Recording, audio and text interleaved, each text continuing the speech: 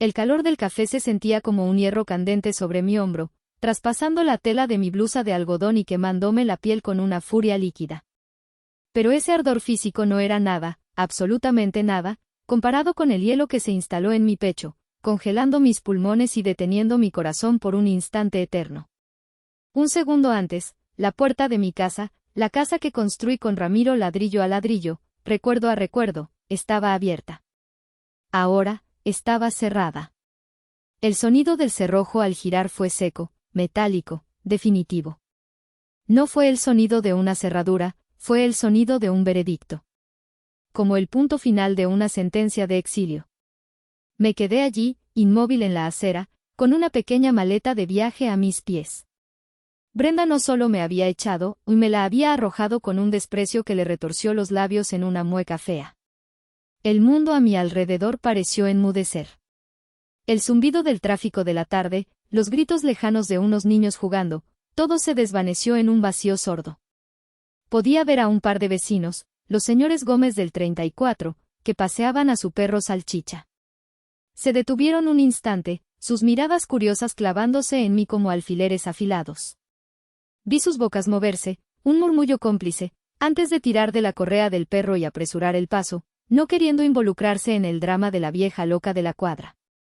La vergüenza me recorrió el cuerpo, una oleada caliente y sofocante que subió desde la planta de mis pies hasta mis mejillas, pintándolas de un color humillante. En mi mente, la escena se repetía en un bucle cruel, cada repetición más nítida y dolorosa que la anterior. La voz de Brenda, aguda como un cristal roto, llena de un veneno que nunca antes había escuchado tan puro, tan sin diluir. A ver si crees que esto es un hotel. Lárgate. Estorbo. Vete a vivir con los perros de la calle. Sus palabras no eran solo insultos, y eran un acto de aniquilación. Un intento deliberado de borrarme, de reducir mis 68 años de vida, mis sacrificios, mis alegrías, mis dolores, a la nada. A un estorbo. Y Ricardo, mi hijo. Mi Ricardito. El niño que acuné en mis brazos, al que le curé las rodillas raspadas y le leí cuentos por las noches. Estaba allí, de pie junto a ella, un gigante con los hombros encogidos y la mirada fija en las baldosas del porche, como si en ellas pudiera encontrar el secreto del universo o el valor que le faltaba. No dijo nada. Su silencio fue más ensordecedor que los gritos de su esposa.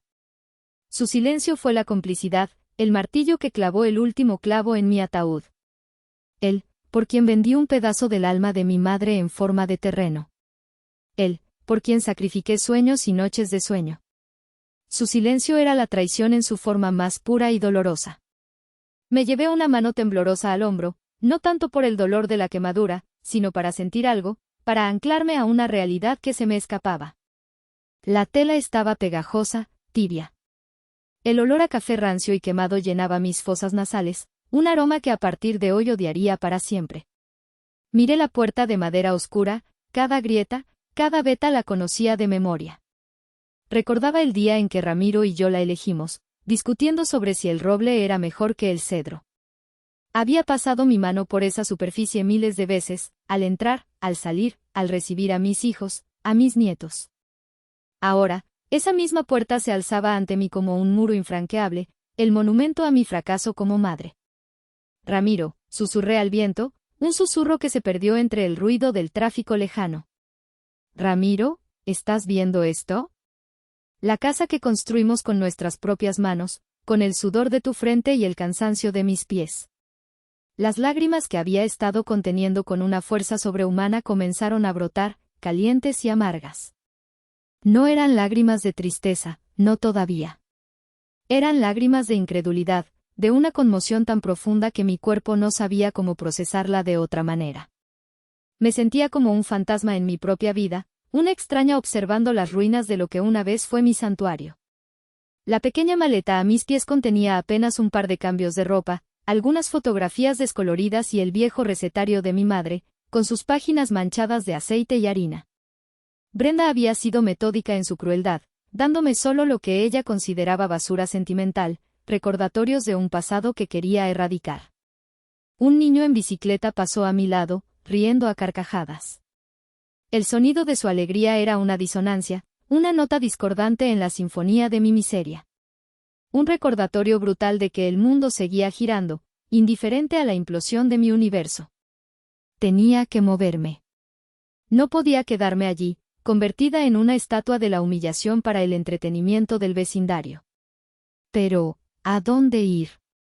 Por primera vez en mi vida, la pregunta no tenía respuesta. Era una hoja arrancada de su árbol, a merced de un viento cruel y caprichoso.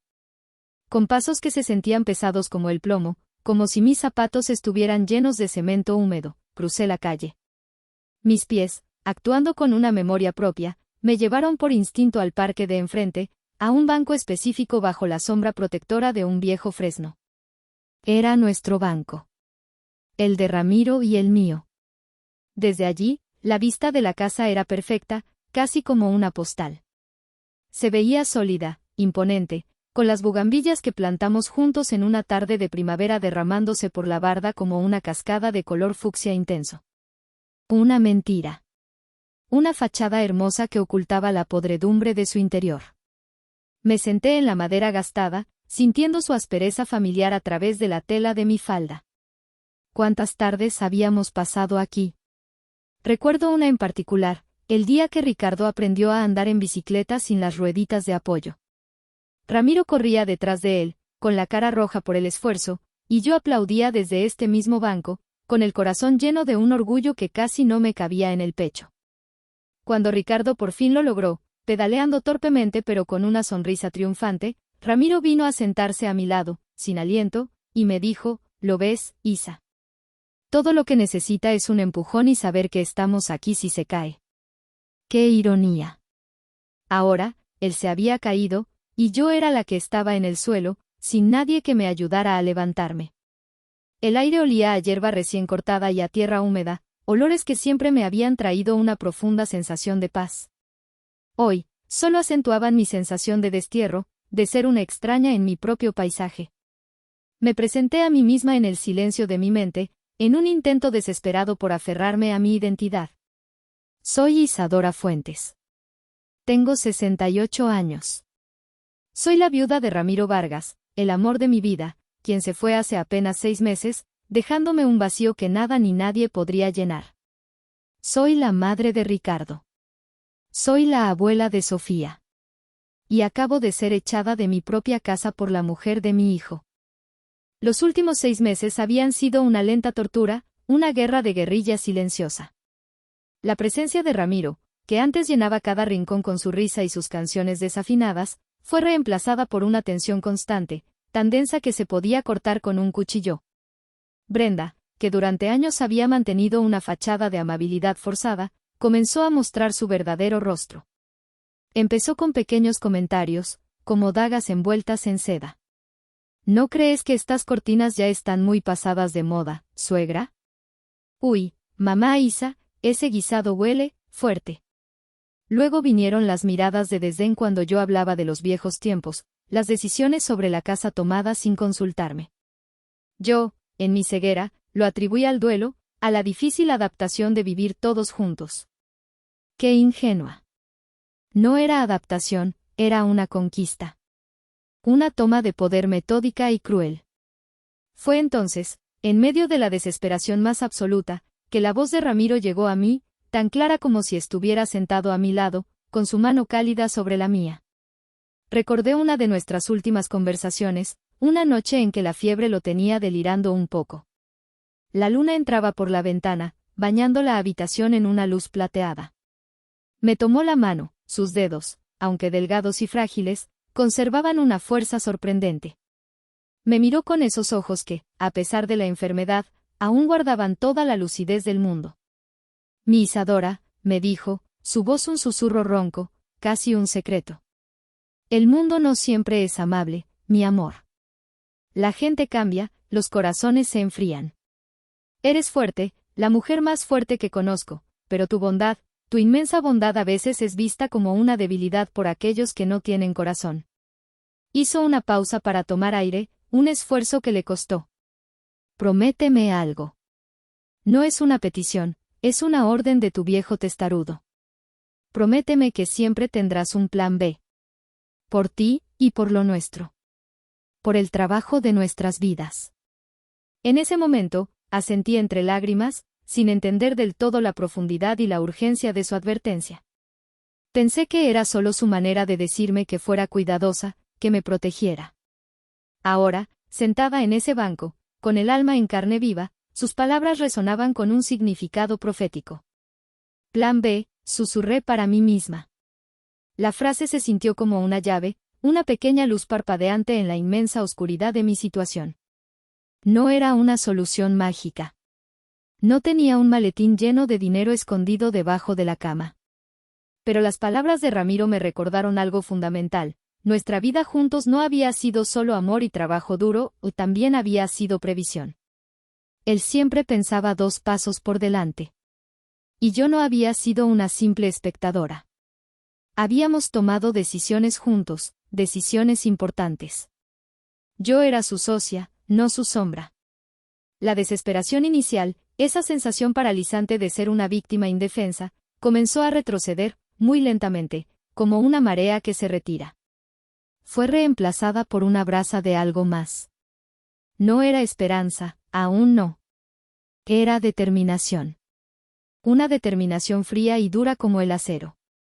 La determinación de no dejar que la última palabra la tuviera la crueldad de Brenda o el silencio de Ricardo. La determinación de honrar la última promesa que le hice a mi esposo.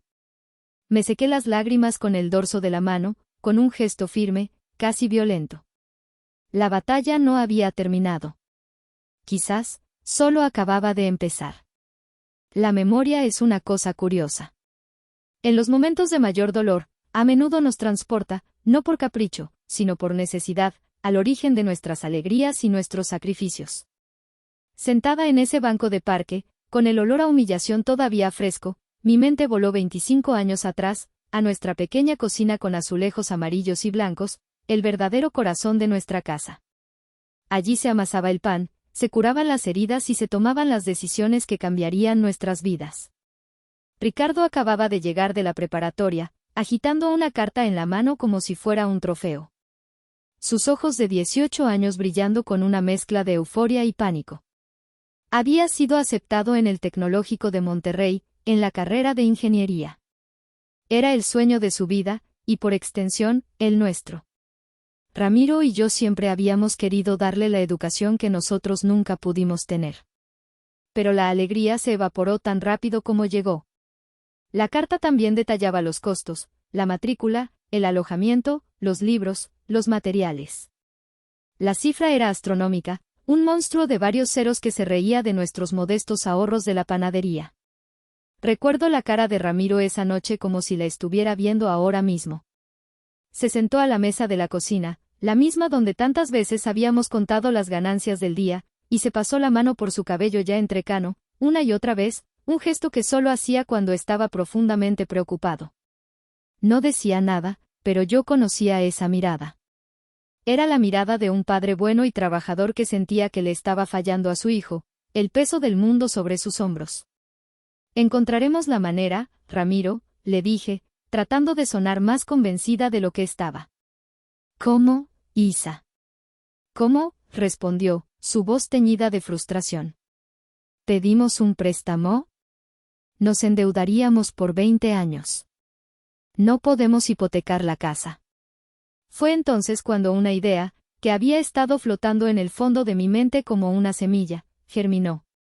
Ramiro, le dije, poniendo mi mano sobre la suya para detener su nervioso tamborileo sobre la mesa.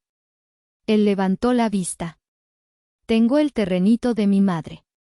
El que me dejó en el pueblo. Ramiro frunció el ceño al instante. Su rostro se endureció. Isadora, no. Ni lo pienses. Ese terreno es tuyo. Es tu herencia, el recuerdo de tus padres. Es lo único que tienes que es solo tuyo. No voy a permitir que te deshagas de él. No es mío, Ramiro, le contesté, mi voz más firme de lo que me sentía. Es nuestro. Todo lo que tenemos es nuestro. Y ahora, tiene que ser de Ricardo. ¿De qué sirve un pedazo de tierra guardado, llenándose de hierba, si puede convertirse en el futuro de nuestro hijo? No es solo un terreno, es la posibilidad de que sea un ingeniero. Discutimos durante horas. Fue una de las pocas veces que realmente nos enfrentamos.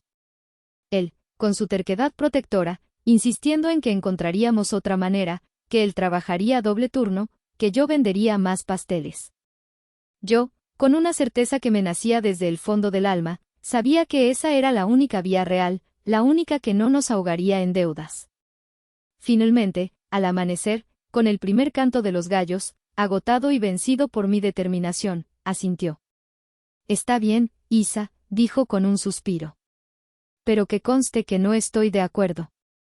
El viaje al pueblo fue agridulce. Volví a caminar por las calles de mi infancia, saludé a primos lejanos que me miraban con una mezcla de curiosidad y lástima. El terreno estaba en las afueras, un pequeño rectángulo de tierra seca y mezquites polvorientos. No era mucho, pero era el lugar donde mi padre me había enseñado a buscar estrellas y mi madre me contaba historias. Era el último vínculo físico con ellos. La firma de los papeles se sintió como una pequeña amputación. El notario, un hombre viejo y con gafas gruesas, me miró por encima de los cristales. ¿Estás segura, doña Isadora? Después de esto, ya no hay vuelta atrás. Miré el papel, la pluma en mi mano. Pensé en Ricardo, en su cara de emoción, en la promesa de un futuro brillante. Pensé en los sacrificios de mis propios padres para darme una vida mejor. Esto no era un final, era una continuación. Era pasar la estafeta. Estoy segura, dije, y mi firma fue un trazo firme sobre la línea punteada. Regresé a casa con un cheque de caja en el bolso y un hueco en el corazón. Cuando se lo entregué a Ramiro, él no miró el cheque. Me miró a mí. Me abrazó en silencio durante un largo rato, un abrazo que decía todo lo que las palabras no podían. Eres una gran mujer, Isadora, me susurró al oído. Nuestro hijo tiene mucha suerte. Cuando le dimos la noticia a Ricardo, nos abrazó, lloró, prometió que haría que cada centavo valiera la pena, que nos sentiríamos orgullosos. Ahora, en el parque, el recuerdo de esa promesa y ese sacrificio se sentía como una burla cruel. Ese terreno, ese pedazo del alma de mi madre, había pagado por el título universitario de un hombre que, 25 años después, se quedó parado mientras su esposa me echaba a la calle. El ingeniero que construimos con tanto amor había permitido que los cimientos de su propia familia se derrumbaran. La amargura era un sabor metálico y persistente en mi boca. ¿Había valido la pena? En ese momento, la respuesta era un rotundo y doloroso no. La crueldad de Brenda no nació de la noche a la mañana, como una tormenta de verano. No. Fue una planta venenosa, una hiedra que creció lentamente, de forma casi imperceptible al principio. Se enredó en los cimientos de nuestra familia, regada por mi paciencia infinita y el silencio cobarde de Ricardo. Sus raíces se habían extendido por mi casa mucho antes de que yo me diera cuenta del peligro. El primer gran temblor, la primera vez que la tierra se movió bajo mis pies, ocurrió unos 2 meses después del funeral de Ramiro. Fue un jueves. Volvía del mercado, cargando las bolsas del mandado, pensando en qué prepararía para la comida. Al entrar en la sala, sentí que algo estaba fundamentalmente mal. El aire era diferente. La luz caía de otra manera. Me tomó un segundo darme cuenta. El viejo sillón de cuero de Ramiro, su trono, el lugar donde leía el periódico cada mañana, donde veía el fútbol los domingos, donde se quedaba dormido con la boca abierta y un libro sobre el pecho, había desaparecido. En su lugar, presidiendo la sala como un intruso arrogante, había un sofá de diseño. Era de un color gris impersonal, con líneas rectas y cojines tan rígidos que parecían un insulto a la comodidad. Su apariencia era tan fría que parecía gritar, no me toques, no te sientes, solo admírame. Mi corazón dio un vuelco, un golpe sordo y doloroso. Brenda apareció desde la cocina, secándose las manos en un trapo con una sonrisa que no le llegaba a los ojos. Era una sonrisa de plástico, perfectamente calibrada. Sorpresa. ¿Qué te parece, suegra? Decidí que ya era hora de darle un toque más moderno a la casa, ¿no crees? El otro ya estaba muy viejo y, la verdad, olía un poco aguardado. Olor a aguardado. Así describió el olor de mi esposo, el olor de nuestros últimos años juntos. Busqué la mirada de Ricardo, que venía detrás de ella como una sombra. ¿El sillón de tu padre?, le pregunté, y mi voz sonó extraña, lejana. Sí, mamá, dijo, con esa voz suave y conciliadora que usaba cuando quería evitar un conflicto a toda costa. Brenda tiene razón, ya estaba muy desgastado. Tenía hasta un resorte salido. Además, consiguió este a un precio increíble en una venta de liquidación. Hay que renovarse, mamá, mirar hacia adelante. Renovarse. Mirar hacia adelante. Las palabras se sintieron como bofetadas. No estaban renovando un mueble, estaban borrando una historia. Estaban borrando a Ramiro. Me quedé sin palabras, una mezcla de dolor y rabia me subió por la garganta, pero la tragué. Me la tragué como me había tragado tantas otras cosas. No quise empezar una pelea. Qué tonta, qué ciega fui. Fue entonces, parada frente a ese sofá gris y hostil, cuando recordé otra advertencia de mi esposo, una que yo había elegido ignorar y enterrar en el fondo de mi mente. Fue antes de la boda de Ricardo. Estábamos en el patio trasero, regando las plantas, y Brenda acababa de irse después de una visita para afinar detalles de la ceremonia. Ramiro se quedó mirando la puerta por donde había salido, con el ceño fruncido y una expresión que yo no supe interpretar. No me gusta cómo esa muchacha mira nuestra casa, Isadora, me dijo en voz baja, casi para sí mismo. ¿Qué dices, viejo? Es una buena chica, Ricardo la quiere mucho, le contesté, quitándole importancia, concentrada en podar una rosa. Él negó con la cabeza, dejando la manguera en el suelo. No, no. No es eso. No mira la casa con cariño, como la mirarías tú o yo. La mira como un arquitecto mira un edificio viejo que quiere demoler para construir un rascacielos. La recorre con la vista, midiendo, calculando. Sus ojos no están puestos en nuestro hijo, Isadora. Están puestos en esto. Y con un gesto, abarcó la casa, el jardín, todo. Ay, Ramiro, qué desconfiado eres, me reí. Solo quieres que ninguna mujer sea suficiente para tu niño consentido.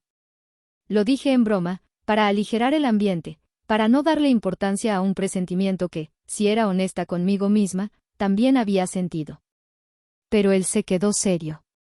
Ojalá me equivoque, fue todo lo que dijo, y volvió a tomar la manguera. Yo había enterrado esa conversación. La había descartado como los celos protectores de un padre.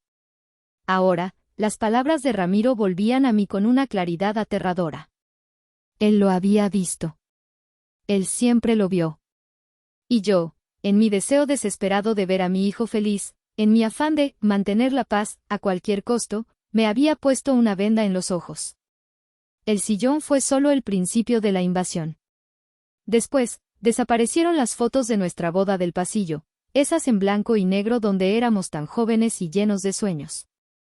Fueron reemplazadas por arte abstracto sin alma, cuadros que Brenda había comprado en una tienda departamental. Luego, la vajilla de mi abuela, esa que solo usábamos en Navidad y que era mi tesoro más preciado, fue guardada en cajas en el trastero porque no combinaba con la nueva mantelería. Cada cambio era una pequeña muerte, un borrado sistemático de mi identidad y la de mi esposo en nuestro propio hogar. Cada vez que intentaba decir algo, Ricardo me apaciguaba. No seas exagerada, mamá. La casa se ve mucho mejor ahora. Dale una oportunidad, Brenda tiene muy buen gusto. Me di cuenta, con una claridad dolorosa y tardía, de que la crueldad de Brenda no habría podido florecer sin el terreno fértil de mi propio silencio y la cobardía de mi hijo. Yo había sido cómplice silenciosa de mi propia aniquilación. Había permitido que la hiedra venenosa creciera hasta ahogar todo lo que amaba. Si hay un crisol que prueba el verdadero metal de una persona, que separa el oro del oropel, es la enfermedad larga y cruel de un ser amado. Los últimos meses de la vida de Ramiro fueron ese crisol, y allí, el oro puro de su alma brilló por última vez, mientras que el latón de otros quedó expuesto en toda su barata y fría realidad. La enfermedad de Ramiro fue un ladrón sigiloso y despiadado. Lo consumió poco a poco, robándole primero la fuerza de sus piernas, luego la claridad de su mente, y finalmente, la dignidad que todo ser humano merece. Y yo estuve allí en cada paso de ese doloroso y lento descenso a la oscuridad. Mis días y mis noches se fusionaron en un ciclo interminable y agotador de medicinas a sus horas, baños en la cama, cambios de pañales, y comidas a medio comer que terminaban más en la pijama que en su boca. Mi mundo, antes tan amplio y lleno de gente, se redujo a las 4 paredes de nuestra habitación. El olor a antiséptico, a sopa de pollo y a la tristeza de la enfermedad se impregnó en mi ropa, en mi pelo, en mi piel. Adelgacé hasta que los huesos de mis caderas se marcaron. Me salieron ojeras tan oscuras que parecían moretones. Mis manos, antes ocupadas en amasar el pan y acariciar a mis nietos, ahora estaban constantemente ocupadas en cuidar, en limpiar, en sostener, en prevenir las llagas de la inmovilidad. Le leía el periódico en voz alta cada mañana, aunque sabía que él ya no entendía las noticias del mundo. Le leía las secciones de deportes, su favorita, y a veces, creía ver un destello de interés en sus ojos vidriosos. Le ponía sus boleros favoritos, los de Javier Solís, y le cantaba en voz baja, esperando que la música pudiera llegar a ese lugar profundo donde el verdadero Ramiro todavía existía. Le masajeaba las piernas, ahora delgadas y frágiles como las de un pajarito, para que la circulación no se detuviera. Lo hacía por él, pero también por mí. Era mi manera de aferrarme al hombre que había sido, de mantener viva nuestra conexión más allá de las palabras. ¿Y Brenda? Brenda siempre estaba ocupada. Su vida social y profesional pareció volverse exponencialmente más exigente justo cuando la mía se detuvo por completo. Tengo una reunión de trabajo importantísima, suegra, no puedo cancelarla. Salió un evento social con los clientes de Ricardo, es clave para el negocio, ya sabes. Fui al gimnasio, necesito desestresarme, todo esto es muy duro para mí también. Sus excusas eran un desfile interminable de prioridades en las que nosotros, claramente, ocupábamos el último lugar. Recuerdo una tarde en particular con una claridad que quema. Ramiro había tenido un día malo, estaba agitado, confundido. No quería comer. La sopa de fideos que le había preparado con tanto cariño se derramó sobre las sábanas limpias, sobre mi blusa. Yo estaba agotada, frustrada, al borde de las lágrimas. En ese momento, mi celular, que había dejado en la mesita de noche, vibró. Era una notificación de Facebook. Por alguna razón, por un impulso masoquista, la abrí. Era una foto de Brenda. Estaba en un restaurante de lujo, de esos con manteles blancos y copas altas. Sonreía a la cámara, con una copa de vino tinto en la mano y un plato con algo exótico y caro frente a ella. El pie de foto decía, disfrutando la vida, porque nos lo merecemos. Almohadilla noche de lujo, almohadilla bendecida. Miré la foto, su sonrisa radiante, su mundo perfecto. Luego miré a mi esposo, frágil y perdido en la cama. Miré las sábanas manchadas, sentí el olor agrio de la enfermedad. Y en ese momento, sentí un odio tan puro, tan intenso, que me asustó. No era solo indiferencia lo de Brenda. Era un desprecio activo. Era como si nuestra tragedia fuera un telón de fondo aburrido del que ella necesitaba escapar para vivir su vida real, su vida de hashtag. Una vez, desesperada por el cansancio, le pedí directamente si podía quedarse con su suegro un par de horas para que yo pudiera ir a la farmacia y tomar un poco de aire. Me miró con una expresión de pánico mal disimulado. Ay, suegra, es que no sé cómo hacerlo. Me da miedo lastimarlo, o que se ahogue. Mejor ve tú, que ya le sabes. Y se fue de compras. Ricardo, por su parte, intentaba ayudar. Llegaba del trabajo, le daba un beso en la frente a su padre, me preguntaba si necesitaba algo. Pero su ayuda era superficial, fugaz. Se sentía incómodo con la crudeza de la enfermedad, con los olores, con la dependencia. Se refugiaba en su trabajo hasta tarde, en sus salidas con Brenda para despejarse.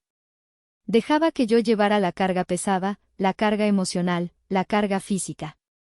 Quizás pensó que, como madre y esposa, era mi deber. Quizás simplemente no tuvo el valor de enfrentar el deterioro del hombre que le dio la vida. Soporté todo aquello en silencio. Pensé que lo hacía por Ramiro, para que sus últimos días fueran pacíficos. Pensé que lo hacía por Ricardo, para no añadirle más estrés. Ahora entiendo que mi sacrificio no fue visto como un acto de amor, sino como una confirmación de mi rol. Yo era la cuidadora, la que se quedaba en casa, la que no tenía una vida importante fuera de esas 4 paredes. Me convertí en parte del mobiliario, algo que se da por sentado. Y cuando Ramiro se fue, ya no era ni siquiera útil. Solo era un mueble viejo, ocupando un espacio que podía ser renovado. Hay olores que se anclan al alma para siempre, marcando capítulos de nuestra vida con más fuerza que cualquier fotografía. El olor del pan recién horneado me recuerda a los buenos tiempos con Ramiro, a la alegría simple de nuestro trabajo. El olor a tierra mojada me recuerda a mi infancia, a las tormentas de verano en el pueblo. Y el olor a mole poblano, ahora, me recordará siempre al día en que mi vida se partió en 2. Era un martes. Un martes gris y anodino que se convertiría en el día más oscuro de mi vida. Me había levantado con una extraña melancolía, un peso en el pecho. Se acercaba el aniversario del día en que Ramiro y yo, con más sueños que dinero, abrimos las puertas de nuestra panadería. Sentí una necesidad visceral de hacer algo que nos conectara, de traer su esencia de vuelta a la casa, aunque fuera por unas horas. Decidí cocinar su platillo favorito, mole poblano, con mi receta familiar, esa que mi abuela le enseñó a mi madre y mi madre a mí. Una receta que lleva más de 30 ingredientes y 2 días de preparación paciente. La cocina se convirtió en mi santuario. Tosté los chiles mulatos, anchos y pasillas, llenando el aire con su aroma ahumado. Molí las almendras, los cacahuates, las pasas y el ajonjolí. Derretí el chocolate de metate. Mientras el mole se cocinaba a fuego lento en la gran cazuela de barro, yo sentía que estaba cocinando recuerdos. Cada ingrediente era una historia, cada paso era un homenaje a mi esposo. Por unas horas, sentí una paz que no había experimentado en meses. La casa olía a hogar de nuevo. La paz se hizo añicos cuando la puerta principal se abrió. Era Brenda, pero no venía sola. La acompañaba una mujer de su edad, delgada, vestida con ropa de marca y una expresión de aburrimiento perpetuo en el rostro. Entraron riendo de algo que venían hablando, pero se detuvieron en seco al llegar a la sala. Brenda arrugó la nariz con un gesto de asco teatral, exagerado para impresionar a su amiga. ¿Qué es este olor, por Dios?, dijo en voz alta, mirando a su amiga como si compartieran una broma de mal gusto. Huele a pueblo. A pobreza. Te juro que a veces pienso que esta casa nunca se va a ventilar del todo. La amiga soltó una risita cómplice, una risita que me taladró los oídos. Yo salí de la cocina, secándome las manos en el delantal, con el corazón encogido y la paz hecha pedazos. Buenas tardes. Estoy cocinando mole, dije, mi voz apenas un susurro. Brenda me fulminó con la mirada. Su cara, usualmente controlada por una máscara de dulzura artificial, estaba contraída por una rabia genuina. Te he dicho 1000 veces que no cocines estas cosas en mi casa. Apesta. ¿Qué van a pensar mis amistades? ¿Que vivimos en una fonda de carretera? ¡Qué vergüenza! Esta también es mi casa, respondí, y la fuerza en mi propia voz me sorprendió. Fue una pequeña rebelión, una chispa de la vieja Isadora. Y esta es la comida de esta familia. Esa fue la chispa que incendió la pradera seca de su resentimiento. Familia, gritó, su voz subiendo de octava, estridente. ¿Qué familia? Esta es mi casa. La casa de Ricardo y mía. Tú solo estás aquí de arrimada, eres un estorbo, una carga que tenemos que soportar por lástima. La amiga se había quedado pálida, mirando la escena con los ojos muy abiertos, claramente incómoda. Yo estaba paralizada, cada palabra era un latigazo que me dejaba sin aire. Justo en ese momento, la puerta se abrió de nuevo. Era Ricardo. Llegaba del trabajo, cansado, con el nudo de la corbata flojo, ajeno a la tormenta que estaba a punto de desatarse sobre él. Vio nuestras caras, la tensión en el aire. Brenda se giró hacia él como una fiera, señalándome con un dedo acusador. Dile algo, Ricardo. Dile a tu madre que esta es nuestra casa y que no puede hacer lo que se le dé la gana. Estoy harta de ella, harta de sus olores, de su presencia, de que exista. Ricardo nos miró a ambas, su rostro una máscara de angustia. Abrió la boca para decir algo, pero no salió ningún sonido.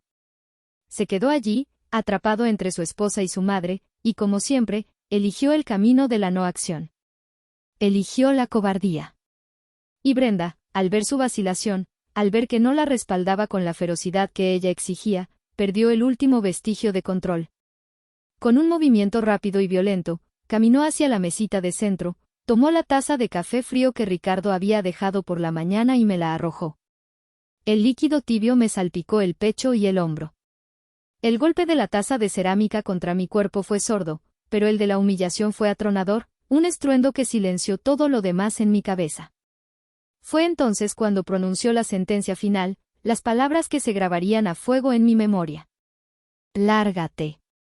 Coge tus porquerías y lárgate de mi casa ahora mismo. Yo miré a Ricardo. Le supliqué con los ojos.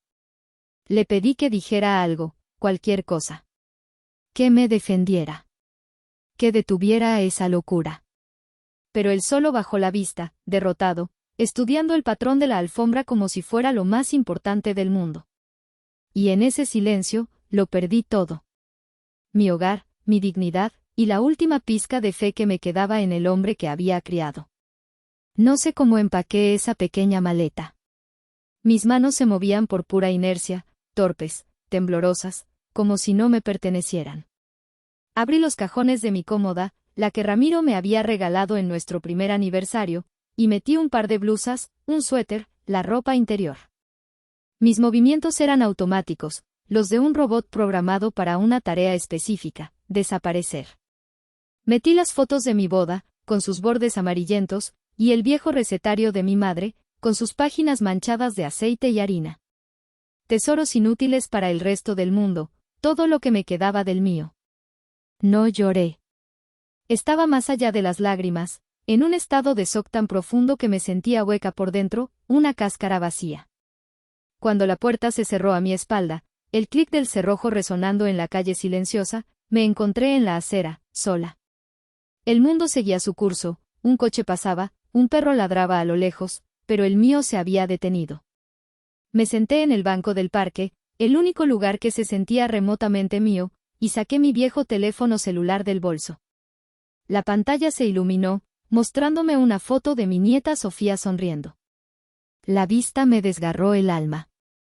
Mis dedos marcaron un número de memoria, el único número que podía marcar en ese momento de desolación total. Elena contestó al segundo tono, su voz enérgica como siempre. ¿Isadora? ¡Qué milagro! Ya pensaba que te habían secuestrado los extraterrestres. Elena, mi voz se rompió al pronunciar su nombre. No pude decir más. Un sollozo seco se atoró en mi garganta. Hubo un silencio al otro lado de la línea, pero no fue un silencio vacío. Fue un silencio de escucha atenta, de una amiga que sabe reconocer el sonido del desastre. ¿Qué pasó?, preguntó finalmente, su tono ahora serio, alerta, despojado de toda broma.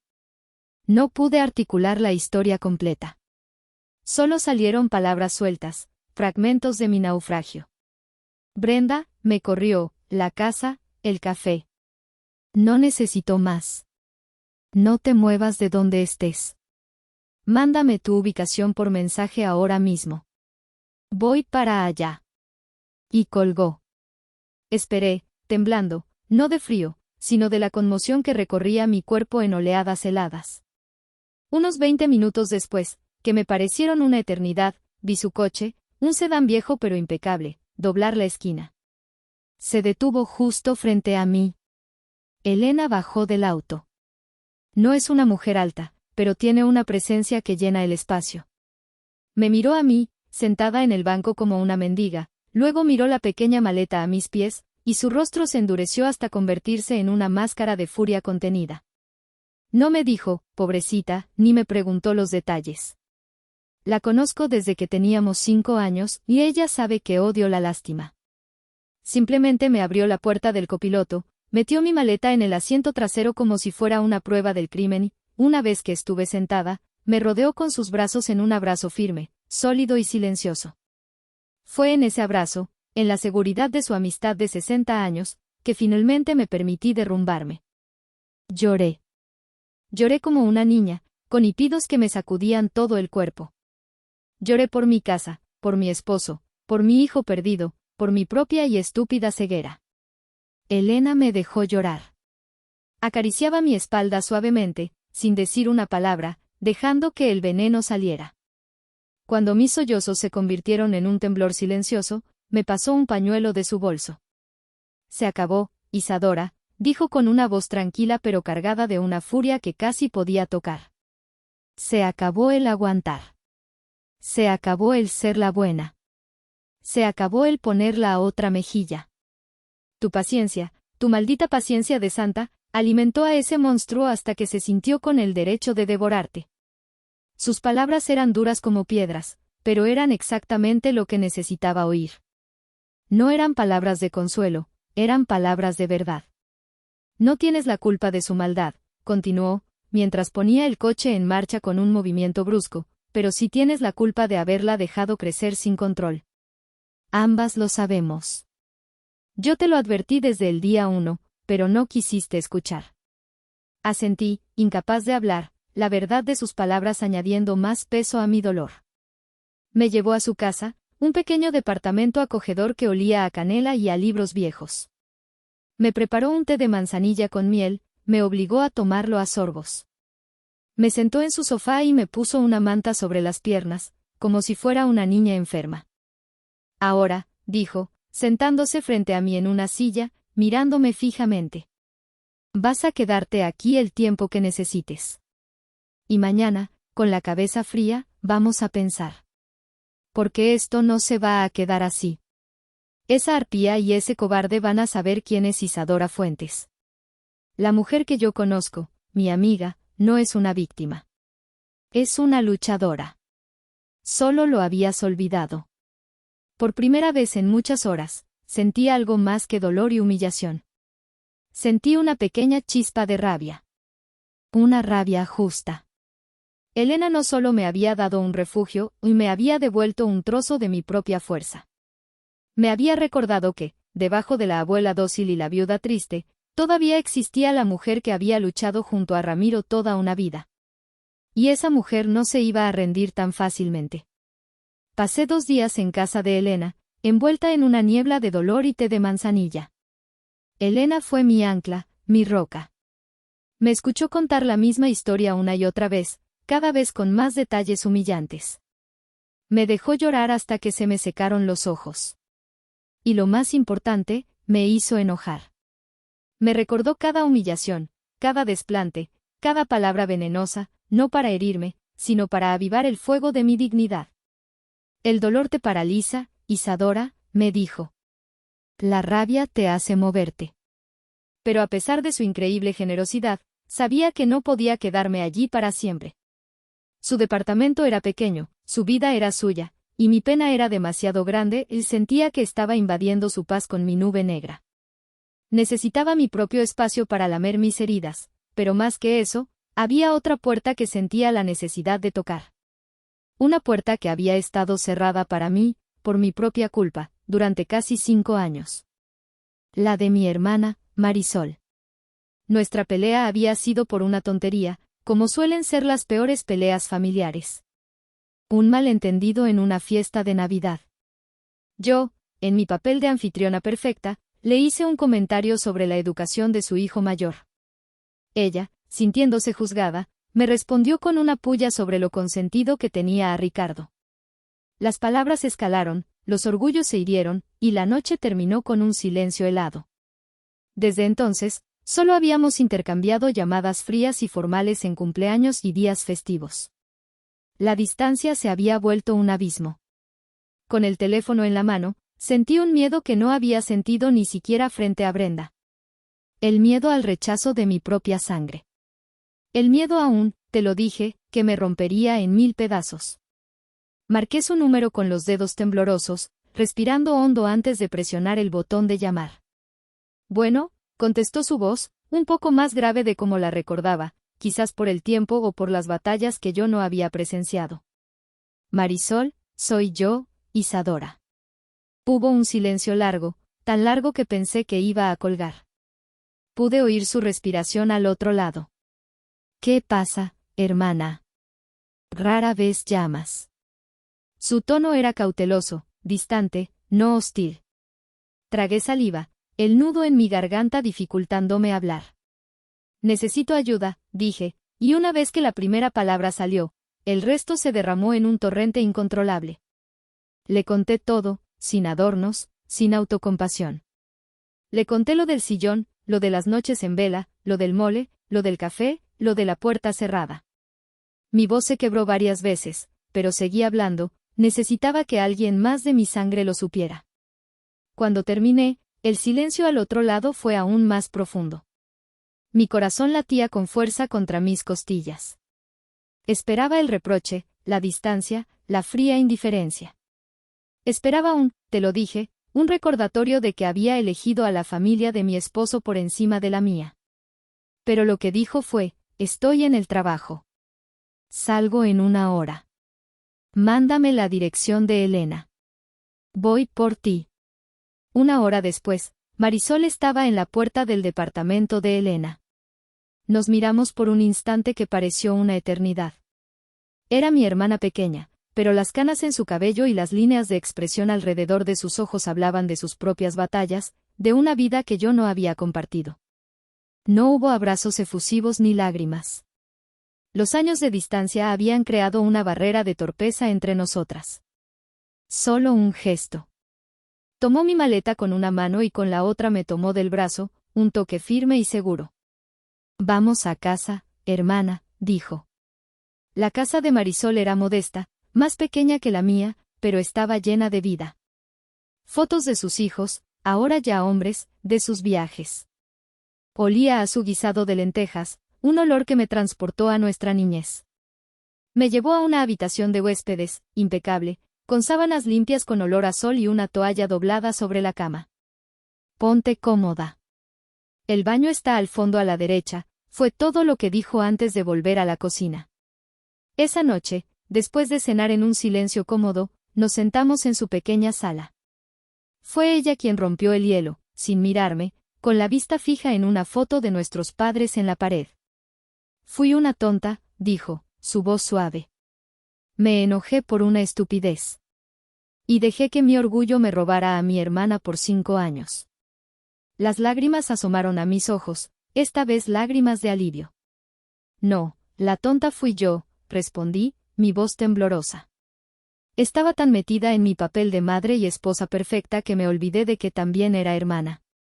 Te descuidé. Perdóname, Marisol. Ella finalmente me miró, y en sus ojos vi el reflejo de mi propio arrepentimiento. Se levantó, se sentó a mi lado en el sofá y me tomó la mano. Su mano era cálida, fuerte. No hay nada que perdonar. Somos familia. Y la familia está para esto. En ese momento, sentí que una parte de mí que había estado rota durante mucho tiempo comenzaba a sanar. Ser expulsada de la casa que había construido con mi esposo me había llevado, paradójicamente, de vuelta a mi primer hogar, al refugio incondicional del amor de una hermana. Descubrí que no estaba sola. Tenía a Elena, mi amiga del alma, mi generala. Y ahora, había recuperado a Marisol, mi puerto seguro. El ejército de Isadora, aunque pequeño, era poderoso. La llamada del señor Morales llegó el viernes por la mañana, como un faro en medio de mi tormenta personal. El señor Morales no era solo un abogado, había sido el amigo y confidente de Ramiro durante más de 40 años. Jugaban dominó los jueves, y sus conversaciones iban mucho más allá de las leyes y los contratos. Su voz, siempre calmada, profesional y respetuosa, fue un bálsamo en medio de mi caos. Isadora, lamento mucho tu pérdida y lamento más aún llamarte en estas circunstancias, comenzó, con una sinceridad que agradecí profundamente. Te llamo para informarte que debemos proceder con la lectura del testamento de Ramiro. he fijado la cita para el próximo miércoles a las 10 de la mañana en mi despacho. Es legalmente necesario que asistan tú, Ricardo y su esposa. Allí estaré, señor Morales. Gracias por llamar, respondí, sintiendo un nudo de ansiedad y determinación formándose en mi estómago. Después de colgar, una idea que había estado latente desde la conversación con Elena comenzó a tomar forma en mi mente. No era una idea nacida de la venganza, sino de la necesidad de claridad, de estrategia. No podía entrar a esa sala de juntas a ciegas. Necesitaba saber con qué armas contaba antes de entrar en esa batalla. Volví a llamar al despacho. Buenas tardes, habla Isadora Fuentes, la viuda de Ramiro Vargas, le dije a su secretaria. ¿Sería posible tener una reunión privada con el abogado antes del miércoles? Es un asunto de suma importancia y de carácter confidencial. Me dio una cita para esa misma tarde. Fui sola. Marisol se ofreció a acompañarme, pero esto era algo que debía enfrentar por mi cuenta. Era mi historia, mi lucha. El despacho del señor Morales era como él, sobrio, ordenado, con el reconfortante olor a papel viejo, a cuero y a confianza ganada a pulso. Las paredes estaban cubiertas de títulos y reconocimientos, pero su trato era siempre humilde. Me ofreció un vaso de agua y se sentó frente a mí, detrás de su imponente escritorio de caoba, juntando las manos sobre la mesa. Dime, Isadora. ¿Qué te preocupa?, preguntó con una amabilidad paternal. Respiré hondo, el aire del despacho se sentía pesado, solemne. Señor Morales, usted y yo sabemos que Ramiro era un hombre previsor. Y yo, aunque a veces parezca lo contrario, no soy una tonta. Hice una pausa, reuniendo el valor para decir las palabras que lo cambiarían todo, las palabras que Ramiro me había hecho prometer que recordaría. Es hora de activar el plan B. Una leve sonrisa, casi imperceptible, se dibujó en el rostro del abogado. Asintió lentamente. Estaba esperando que lo mencionaras, dijo. Se levantó, caminó hacia una caja fuerte de aspecto antiguo que estaba en una esquina de la oficina, oculta detrás de un cuadro. Giró la combinación con movimientos precisos y la abrió. De adentro, no sacó el sobre delgado que contenía el testamento, sino una carpeta gruesa, de un intenso color azul, con una etiqueta impresa que decía, Fideicomiso Familiar Ramiro e Isadora. La puso sobre el escritorio, frente a mí. El color azul era tan vibrante que parecía tener vida propia. Sabía que este día llegaría, dijo en voz baja, volviendo a sentarse. Ramiro tenía un gran corazón, pero no era ciego. Veía las cosas con una claridad que a veces asustaba. Fue entonces cuando mi mente me llevó a otro recuerdo, uno que había guardado bajo llave en un rincón de mi memoria. No era un recuerdo doloroso, sino uno de poder, de complicidad. Fue hace unos 5 años. Ramiro y yo, sentados justo en esta misma oficina, en estas mismas sillas. La idea del fideicomiso había sido de ambos, nacida de una de esas conversaciones nocturnas, después de haber visto una película sobre una familia que se destrozaba por una herencia. Hemos trabajado toda una vida como burros, Ramiro, le dije esa noche, mientras él leía el periódico. Nuestra panadería, la casa, los pequeños ahorros. Quiero estar segura de que nuestro esfuerzo nos protegerá a nosotros en nuestra vejez, no que alimentará la codicia de otros. Ramiro bajó el periódico y me miró por encima de sus gafas de lectura. Vio la preocupación genuina en mis ojos, y la entendió sin necesidad de más explicaciones. Al día siguiente, llamó al señor Morales. En la reunión, fui yo quien habló con más firmeza. Ramiro me dejó tomar la iniciativa. Señor Morales, queremos crear una estructura legal que nos proteja. Queremos que nuestros bienes más importantes, la casa y las inversiones que haremos cuando vendamos la panadería, queden blindados. Inaccesibles. Ramiro asintió, apoyándome con una mano en mi hombro. Mi esposa es la administradora de nuestro hogar y de nuestro corazón, le dijo al abogado con una seriedad que rara vez usaba. Quiero que también lo sea, legalmente, de nuestro patrimonio. Confío en su juicio por encima del de cualquiera, incluso del mío. Ahora, mirando la carpeta azul, todo volvía a mí con una fuerza abrumadora. No era el plan de Ramiro para salvarme. Era nuestro plan. Un plan que habíamos diseñado juntos, como socios, como el equipo que siempre fuimos.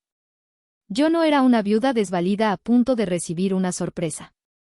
Era la coautora de mi propia salvación, y lo había olvidado, ahogada en el dolor y la costumbre de ceder. El fideicomiso es irrevocable, explicó el señor Morales, sacándome de mi ensoñación. La casa y el portafolio de inversiones producto de la venta de la panadería están dentro de él. Y tú, Isadora, figuras como la única fideicomisaria. Eso significa que tienes el control absoluto y total. Ricardo y su familia, legalmente, han estado viviendo en tu propiedad, con tu permiso tácito. Sentí que una fuerza inmensa, una columna de acero, me recorría la espalda. Era la fuerza de mi trabajo, de mis decisiones, del amor previsor de mi esposo. Las lágrimas asomaron a mis ojos, pero esta vez no eran de dolor. Eran de gratitud y de un poder recién redescubierto. Salí de ese despacho no como una víctima que huía, sino como una reina que se dirigía a reclamar su trono. El miércoles llegó con un cielo plomizo, cargado de una lluvia que no terminaba de caer, un reflejo perfecto de la tensión que se acumulaba en mi corazón. Pasé la mañana en casa de Marisol, moviéndome en una especie de trance, preparándome para la batalla. No era una preparación externa, sino interna. Elegí mi ropa con un cuidado casi ceremonial. Descarté los vestidos florales que solía usar. No escogí nada lujoso ni llamativo. Me decidí por una falda sencilla de color oscuro, de corte recto, una blusa blanca de manga larga, impecablemente planchada, y el rebozo de seda color vino que Ramiro me regaló en nuestro 20º aniversario. Era mi armadura. No quería parecer rica ni poderosa. Quería parecer yo misma, Isadora Fuentes, una mujer digna, una mujer que no se doblega. Elena insistió en llevarme. De ninguna manera vas a entrar sola a la jaula de los leones, me dijo por teléfono con su tono de generala. Paso por ti y por Marisol a las 9:30. Marisol decidió quedarse. Esta es tu pelea, hermana, me dijo, dándome un abrazo fuerte. Pero que sepas que estoy aquí, haciendo fuerza por ti. La presencia de Elena a mi lado en el coche fue un bálsamo. No hablamos mucho en el camino. No era necesario. El silencio entre nosotras estaba lleno de comprensión y de 60 años de amistad. Su mano, de vez en cuando, apretaba mi hombro en un gesto de apoyo silencioso que me daba más fuerza que cualquier discurso. Llegamos al imponente edificio del despacho del señor Morales puntuales. Él nos recibió en la puerta de la sala de juntas, un cuarto solemne con una larga mesa de madera pulida que brillaba bajo la luz artificial. Olía a cera y a justicia. Nos sentamos en un extremo de la mesa, Elena a mi lado como una guardiana silenciosa, con su bolso firmemente plantado sobre la mesa, como si fuera un escudo. Ricardo y Brenda llegaron 10 minutos tarde. Fue un pequeño acto de poder, una declaración de que su tiempo era más valioso que el nuestro. Lo supe en cuanto los vi entrar. Ricardo se veía nervioso, pálido, con ojeras que delataban una mala noche. Evitaba mi mirada a toda costa, concentrándose en acomodar su silla como si fuera la tarea más compleja del mundo.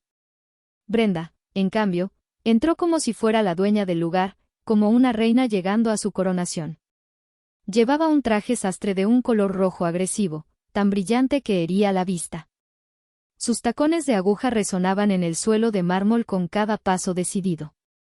Su bolso de diseñador, que probablemente costaba más de lo que yo ganaba en un mes en la panadería, lo dejó sobre la mesa con un golpe seco.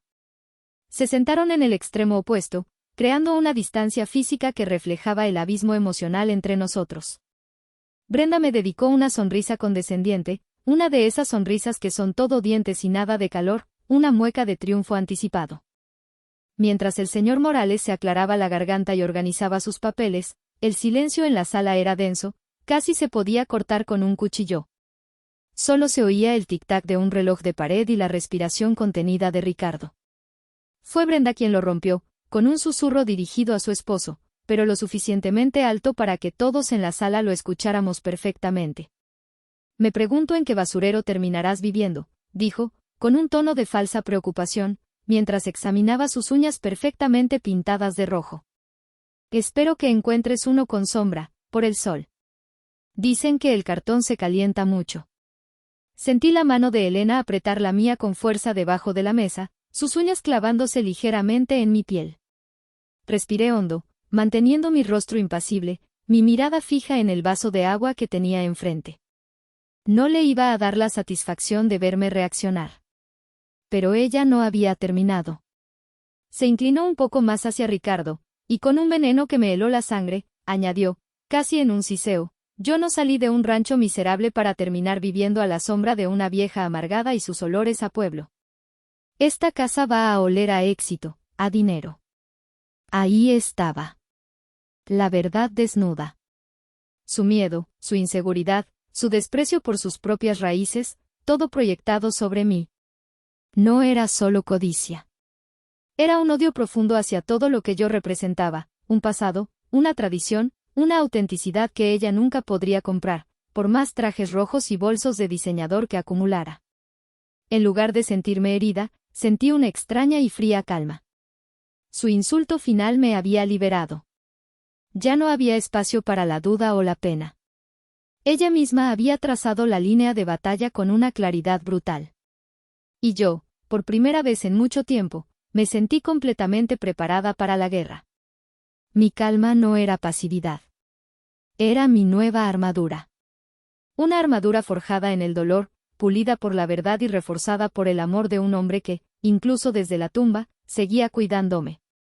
El señor Morales se puso sus gafas de lectura, un modelo clásico de Carey que le daba un aire aún más venerable. El simple gesto pareció imponer un orden solemne en la habitación, silenciando hasta el tic-tac del reloj. El carraspeo de su garganta fue el único sonido antes de que comenzara a leer con una voz monótona y profesional, desprovista de toda emoción.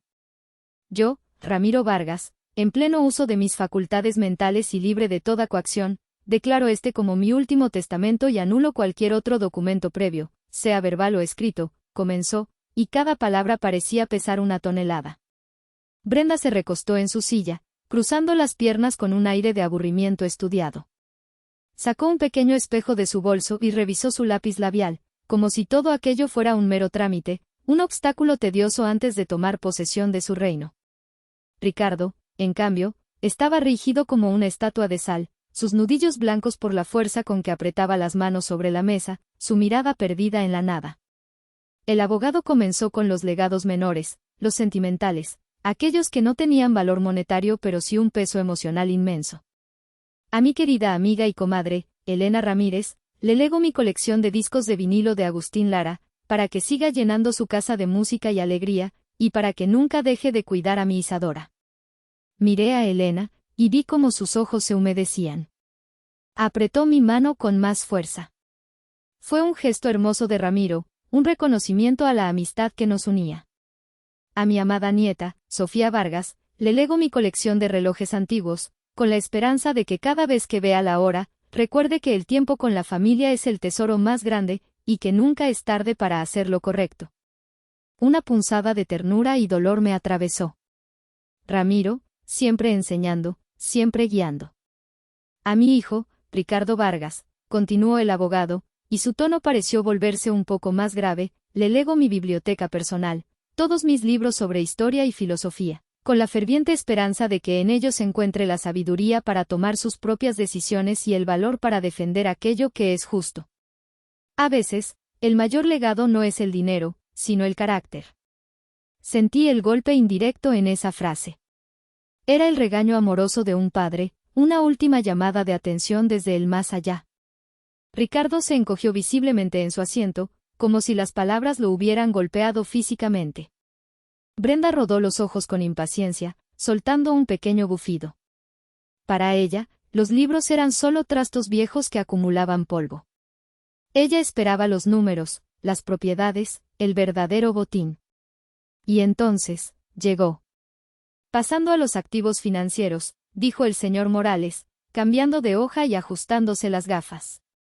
La cuenta de inversión número 74 a 832, gestionada por el Banco BBVA, producto de la venta del negocio familiar, Panadería El Buen Pan, y sus rendimientos acumulados a la fecha, que ascienden a la cantidad de... Hizo una pausa dramática, mirando por encima de sus gafas a todos los presentes, deteniéndose un segundo más en el rostro ansioso de Brenda. 12.453.000 pesos, será transferida en su totalidad y para su uso exclusivo, a mi amada esposa, Isadora Fuentes de Vargas. El silencio que siguió fue absoluto, pesado, como si el aire se hubiera solidificado, impidiendo que el sonido viajara. Fue como ver una película en cámara lenta. Vi el rostro de Brenda pasar por una serie de transformaciones grotescas. Primero, la confusión. Frunció el ceño, como si hubiera escuchado mal, como si el abogado hubiera cometido un error de pronunciación. Luego, la incredulidad. Sus ojos se abrieron de par en par, buscando la mirada de Ricardo, quien parecía haberse encogido hasta la mitad de su tamaño, evitando sus ojos a toda costa. Finalmente, el shock puro, blanco, total. Su boca se abrió ligeramente, sus labios perfectamente pintados de rojo formando una O de asombro y horror. ¿Qué? Balbuceó, la palabra apenas un soplo de aire, un sonido gutural. Se inclinó hacia adelante, su fachada de superioridad hecha añicos, revelando la codicia desnuda. ¿Qué ha dicho? No, es imposible. Ese negocio era de la familia. Ricardo trabajó allí desde niño. Es nuestro. Su voz subió de tono, volviéndose estridente. El señor Morales la miró con una calma glacial, una calma que solo la experiencia y la razón pueden dar. El negocio fue fundado por Ramiro e Isadora Vargas antes de su matrimonio, señora. Y fue vendido por ambos, como socios igualitarios. La cuenta de inversión siempre estuvo a nombre de los dos. Según la ley mexicana, en una cuenta mancomunada, al fallecer uno de los cónyuges, el otro se convierte en el único titular de la totalidad de los fondos. Es perfectamente legal e inobjetable. Brenda se quedó sin palabras. Su rostro, antes sonrosado y triunfante, había adquirido un tono pálido, enfermizo. Miraba de Ricardo al abogado, y luego a mí, con una mezcla de pánico y furia en los ojos. Por primera vez, me estaba viendo. No como un mueble viejo, no como un estorbo. Me estaba viendo como un obstáculo, como la persona que le había arrebatado su premio. Pero lo mejor, la verdadera estocada, la que cambiaría el juego para siempre, aún estaba por llegar. Mientras Brenda seguía procesando la noticia del dinero, con los ojos vidriosos y la respiración agitada, como un pez fuera del agua, el señor Morales continuó, su voz imperturbable, cortando el aire tenso de la sala. Y eso no es todo, dijo, y sus palabras parecieron colgar en el aire, cargadas de un peso inmenso. El abogado dejó que la frase se asentara, un momento de silencio calculado que estiró los nervios de todos al límite. Ahora, en lo que respecta a la propiedad principal, la casa ubicada en la calle de los Fresnos, número 47. Brenda levantó la cabeza bruscamente. Una chispa de esperanza, o quizás de desesperada avidez, cruzó su rostro pálido. Seguramente pensó que, si bien el dinero líquido se le había escapado, la casa, el verdadero trofeo, el símbolo de estatus que tanto anhelaba, sería suya. Era lo lógico, lo que debía ser. El hijo hereda la casa familiar. Era la tradición. Pero el señor Morales no estaba mirando el testamento. Con un movimiento deliberado, casi teatral, dejó el documento a un lado y tomó la gruesa carpeta azul que yo había visto en su despacho. La abrió sobre la mesa con un sonido suave y autoritario, revelando páginas y páginas de documentos legales sellados. La propiedad en cuestión, explicó, mirando directamente a Brenda, ignorando a Ricardo por completo, no forma parte de la masa hereditaria del testamento, por una simple razón, no le pertenecía al señor Vargas en el momento de su muerte. La palabra, fideicomiso, pareció confundir a Brenda. Era un concepto demasiado complejo para su mente, que solo entendía de posesión directa. Miró a Ricardo, buscando una explicación, pero él seguía mudo, su rostro era una máscara de cera, sus ojos fijos en la carpeta azul como si fuera una serpiente a punto de atacar. ¿Qué significa eso?, espetó Brenda, su voz temblorosa de impaciencia y un miedo creciente. ¿De qué está hablando? Significa, dijo el señor Morales, articulando cada palabra con una claridad devastadora, como un cirujano haciendo una incisión precisa, que la casa no pertenece ni pertenecía a Ramiro en el momento de su muerte, ni mucho menos a Ricardo. Hace 5 años, el señor y la señora Vargas tomaron la sabia decisión de transferir la titularidad de la casa a un fideicomiso familiar irrevocable. Hizo una pausa, permitiendo que el veneno de la información hiciera efecto. Y según los estatutos de dicho fideicomiso, la única fideicomisaria, es decir, la única persona con poder absoluto de administración y decisión sobre la propiedad, la única dueña en los hechos y en el derecho, es la señora Isadora Fuentes de Vargas. Si la noticia del dinero había sido una bofetada, esto fue un puñetazo directo al estómago que le sacó el aire. El color desapareció por completo del rostro de Brenda. Se puso de pie de un salto, golpeando la mesa con las manos con tal fuerza que los vasos de agua temblaron. «Es un fraude», gritó, su voz ahora un chillido agudo y desagradable que rompió la solemnidad del lugar. La máscara de dama refinada se había hecho polvo, revelando la fiera codiciosa y vulgar que había debajo. «Es una trampa. Ustedes dos se pusieron de acuerdo para robarme lo que es mío. Vieja ladrona. Ricardo, di algo, inútil». Se giró hacia su esposo, con los ojos inyectados en sangre, pero Ricardo solo la miraba con los ojos vacíos de un hombre que acababa de comprender la magnitud de su propia cobardía, de su fracaso como hijo y como hombre. Fue mi momento. El momento que había estado esperando sin saberlo. Me puse de pie lentamente, con una calma que no sabía que poseía. Sentí la mano de Elena apretar mi brazo por debajo de la mesa, un gesto de «tú puedes». Toda la humillación, todo el dolor de los últimos meses, se había transformado en una fuerza tranquila y sólida como una roca. No sentía rabia. No sentía deseos de venganza. Solo sentía el peso de la justicia, una justicia poética y tardía. Miré a Brenda, que jadeaba, con el rímel empezando a correr por sus mejillas, su traje rojo ahora parecía un disfraz ridículo. Luego miré a mi hijo, que por fin levantó la vista y me miró, y en sus ojos vi el abismo de su arrepentimiento, una súplica silenciosa. No levanté la voz. No necesitaba hacerlo. Mi poder no residía en el volumen, sino en la verdad. No es un fraude, Brenda, dije, y mi voz sonó clara y firme en el silencio de la sala.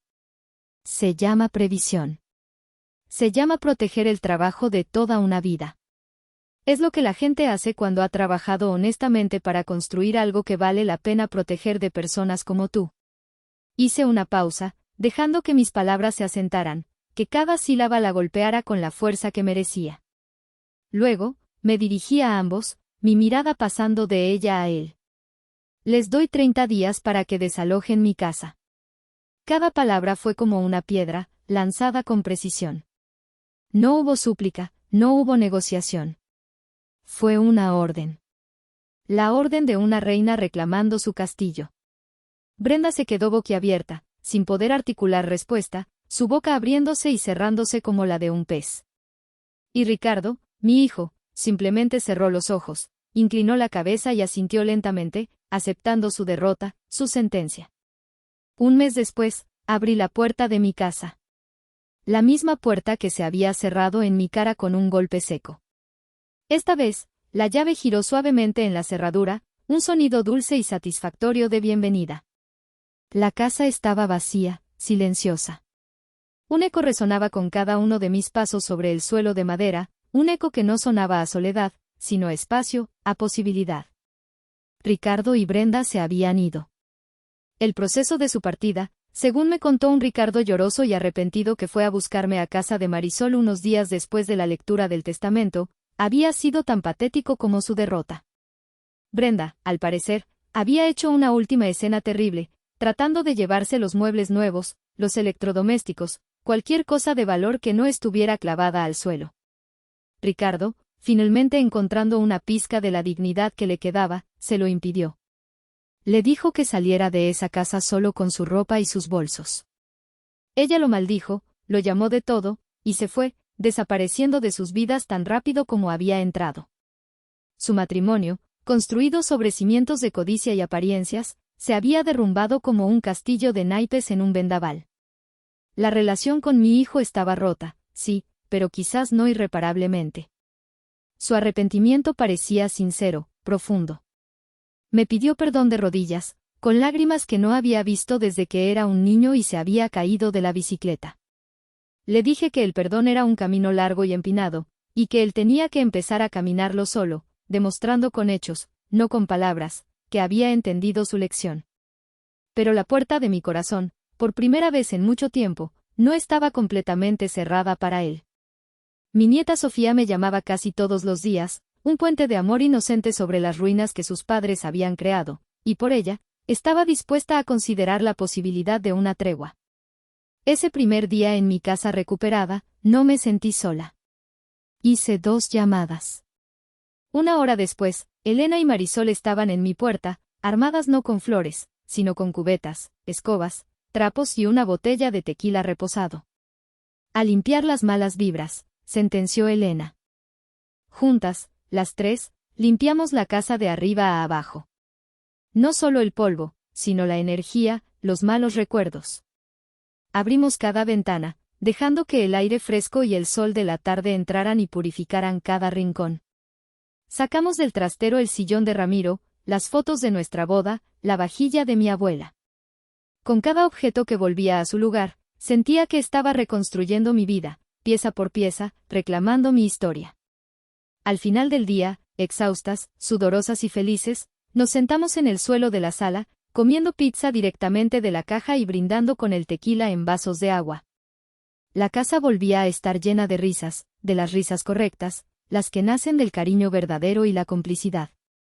La última escena de esta larga pesadilla tuvo lugar unos días después. Era temprano por la mañana. Me preparé una taza de café, disfrutando de su aroma sin ninguna asociación amarga, y salí al jardín trasero, el pequeño paraíso que Ramiro y yo habíamos cultivado con tanto amor. Las rosas, a pesar del abandono del último mes, seguían floreciendo, sus pétalos rojos y rosados como joyas cubiertas de rocío. Mientras regaba las plantas, sintiendo la tierra húmeda y fresca bajo mis pies, reflexioné sobre todo lo que había pasado. Entendí que el respeto no es algo que se regala ni se exige, es algo que se defiende cada día, con pequeños y grandes actos de valor. Y que el amor, el verdadero amor de madre, no significa sacrificarse hasta el punto de la aniquilación. Amar también es enseñar a los hijos las consecuencias de sus actos, permitirles caer para que aprendan a levantarse. Miré el sol que se levantaba sobre el horizonte, pintando el cielo de colores cálidos, prometedores. Sentí su calor en mi rostro. Era un nuevo día. Era mi nuevo comienzo. Y sonreí, una sonrisa genuina, tranquila, que me nacía desde el fondo del alma. Porque había aprendido la lección más importante de todas. A veces, el acto de amor más grande no es dar, sino saber cuándo guardar algo para uno mismo.